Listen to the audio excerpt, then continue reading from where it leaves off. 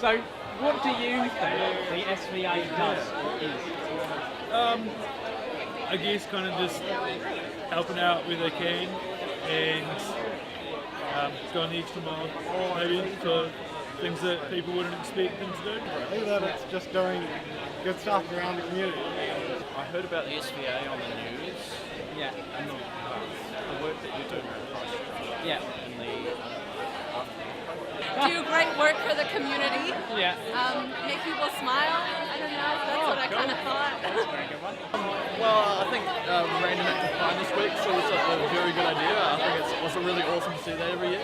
Well, for the last couple of years, it's mostly been like rebuild stuff that I've heard about. I think the SVA is all about one thing, and that's lifting. So whether it be lifting debris after an earthquake or lifting the standards of society.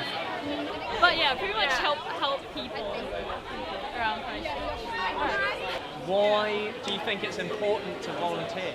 Just to be able to give back to people. Like, I mean, we're pretty privileged how we are. Like, we don't even realise how privileged we are until what we have is gone. And it's just something that's kind of interesting to see that when someone helps out someone else, you don't realise how much of a great thing it is for them that you are helping out. It might only take like an hour of your time, but to them it's everything. Just a way of giving back.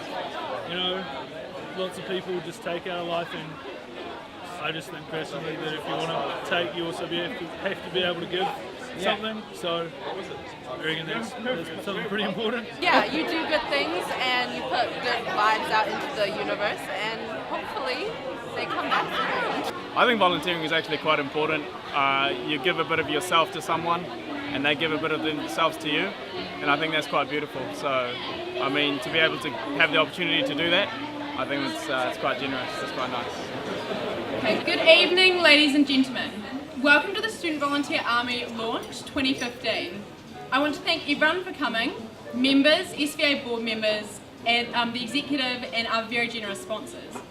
Having such an incredible show of support this early on in the year puts us in good stead for another really successful year. I'm Lucy. At the end of last year, I achieved my lifetime goal of becoming the president of the UC Student Volunteer Army. Seriously, I lay awake when I was 5 thinking about this very moment. So, aside from me, I'm so honoured and proud to lead the executive for 2015. This year, the SVA has seen the exec grow from a large 15 to a slim 23. The reason for this is the introduction of several new initiatives. Our In Schools mentor program creates mini SVAs for school students by school students. We are part of UC's new co-curricular transcript scheme to recognise students' volunteering efforts. We've introduced roles having students working alongside UC faculties to facilitate degree-specific volunteering opportunities, enabling our students to leave university ready to make an impact in their communities from day one.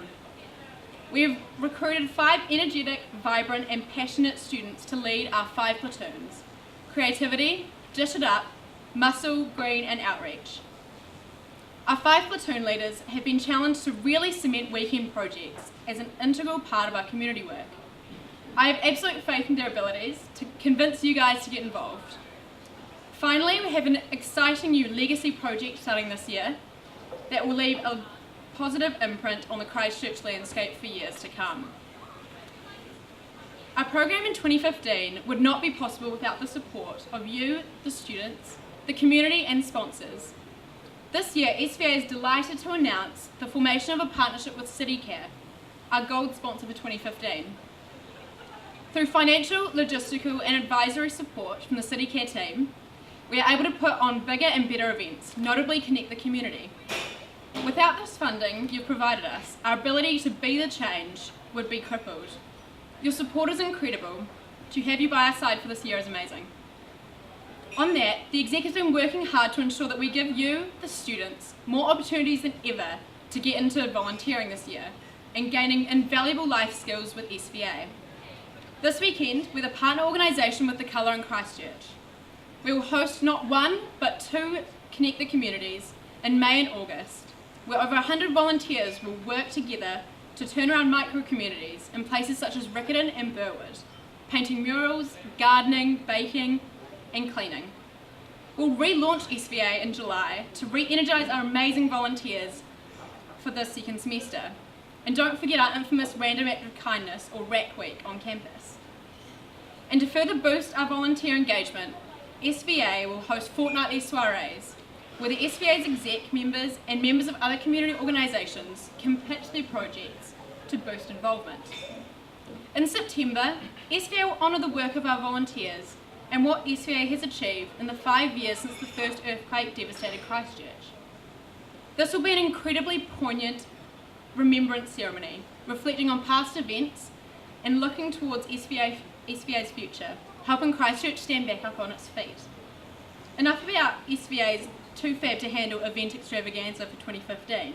We're also keen to give back to our volunteers for the time that they've given us. We exist because of you, our volunteers. This year, we'll be rewarding 2 deserving SVA members and by awarding a scholarship for the Outward Bound 21-day classic course in July. An invaluable experience which can change your life forever. Outward Bound has challenged thousands of young people to reflect, discover themselves, and determine their future direction. Any of you in this room right now could be part of this amazing opportunity. Check out our website for more details about when applications close. Now with all the serious business out of the way, I want to thank you all again for coming to the SVA launch night for 2015. I'll now pass on to our wonderful and amazing Pommy, don't mention the cricket, Vice President Alex. So my name's Alex, most people call me Cheesy. And here today to talk to you guys about this. Most people will look at that and they'll think, you know, this is ludicrous. These are opposites. And of course it is absolutely ludicrous. Here's one definition. Here's another definition. They're clearly at odds. Contradictory, paradoxical, counter, contrary, diametric, polar, antagonistic, differing. They are the inverse, obverse, reverse of one another. They have more in common than Islamic State and a village croquet club. But if we stop frothing at the mouth for just a second, we can see that what's on the board may in fact have some merit. There was an award in school that was called the Cove Award, and it stood for the Citizenship, Opportunity, Vibrancy and Excellence Award. And I really wanted this award, and so I set out one day to do something to get this award. And so what I did is I went into the conductive education unit at my school, which was home to students with multiple syndromes. I just asked if I could help out there. Turns out I could, and so I started spending my free periods in the block, helping toilet them, feed them, and just generally hanging out and trying to make them laugh. Pretty quickly, I realised that what I was doing was going to get me the award. No, it was a hell of a lot of fun, which wasn't part of the original cunning plan. It was rewarding for me, but also for the guys in the unit, because they'd never had a person without disabilities that was their age wanting to hang out. And actually, I was the first that had ever even been into the block. I'd gone into that unit with really shallow intentions, but by being there and experiencing appreciation firsthand, I realised the power of volunteering. It's selfish because you get more out than you put in. You compare the attitude that I took into that unit with the start of last year when someone phoned us up, like Student Volunteer Army up, to ask if we could help them move house. A call was put out, but everyone was busy, so I thought, fuck it, I'll just do it myself. I biked from Ilam to Woolston in a headwind, and then spent 8 hours ripping up carpet with a pair of pliers. You may say, well, that was a shit time. But, you know, this woman was 87 years old. She'd lived in that house since she was 17. And when the earthquakes hit, she didn't have any insurance. So she had to take out a mortgage at 87, which is pretty sad and actually quite incredible. She was so moved with what I'd done that at the end of the day, we sat on the porch together and she started to cry. A few days later, saw an article in the press about the Student Volunteer Army helping her.